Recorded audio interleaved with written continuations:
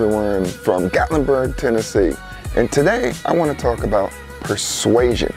How good are your skills in persuading people to either buy your product or your service, or even to like you, maybe to get a raise if you have a job? So persuasion is an important key to your success.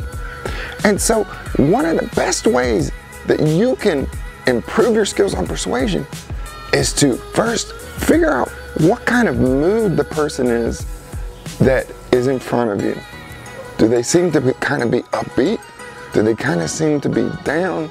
What is their mood? A lot of times their mood can tell you whether or not they're going to be easily persuaded or maybe a little more difficult to kind of break through that ice. And so sometimes you can kind of gauge that mood by just walking up to them and asking them, "Hi, how are you?" And just to see what kind of response do you get. Do you get an open and a hurried, "Yes, I'm doing great, thank you for asking," or do you get someone who's like, "Fine." So that right there will kind of give you an idea of what their mood is, at least what kind of mood they're trying to portray to you.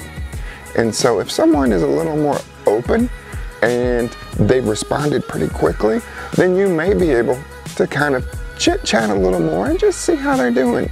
And so that ice won't be as thick in order to kind of get through to them and make that connection. Because persuasion is about making a connection. Are you able to connect with that person? And do they see you as like them? Because research supports that we typically buy from people, we typically interact with people, and we typically do business with those that we see are similar to us. And so if you're able to work with them and figure out just what their needs are, what they like, what their mood is, that'll go a long way. So the first tip I had told you about was kind of trying to gauge their mood, and that'll give you an indication of how easy or difficult it may be to reach them. And so if they are in that good mood, they do interact with you quite easily, then start asking questions. Ask what they're into, what they like, what they're looking for, because a lot of times they'll give you the answers that you need in order to sell to them, in order to connect your product or service to what their needs are, because that's the real key as well. And so if you're able to persuade someone, you're able to connect with them, it's gonna be really, really easy for you to have them buy, to have them make a purchase, to have them even be a lifelong customer, which is really what you want. We typically don't want people who are just gonna buy one time and then leave. And sometimes they do that because they had such a bad experience. And we don't want people to have a bad experience. We want people to have a great experience when they interact with us, because you want to spend that time and effort in developing a lifelong customer. And that's what it's all about. Giving value to them above and beyond what their expectations are going to be key. And so the first step to get there, to get that lifelong customer, is through persuasion. Are you able to persuade them to be able to see the product and service that you're offering in a way that meets their needs? Another thing that you can do is to be able to match their body language. And so how are they standing? Are they kind of closed in? Are they do they have their hands on their face, on their hips, in their pockets? How are they standing?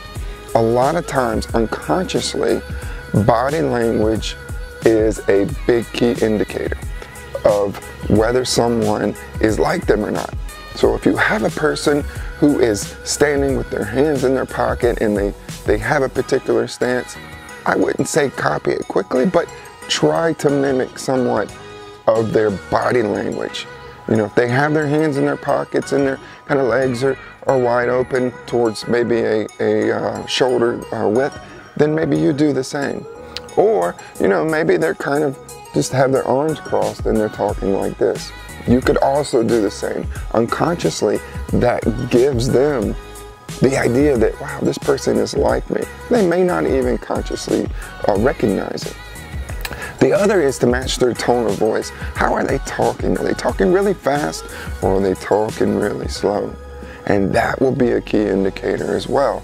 And so you can try to match their tone, their speed, and how they're speaking, because a lot of times that will also unconsciously give them an idea that, hey, this person is like me.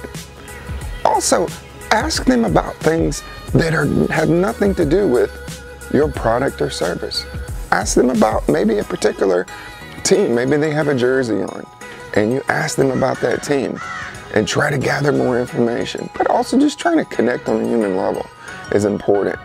You know, where do they vacation? What do they like to do? You know, what is it that makes them click? What do they do in their free time? Where do they go? What do they do? Do they have a special hobby? And connect with them. People like to talk about themselves. And when they find an audience, someone that gave them time to talk about their likes and their needs, then many times they'll purchase from you. So that's my tip for you, is to learn the power of persuasion in order to make that sale, in order to make that connection, in order to have that lifelong customer. Until next time, take care.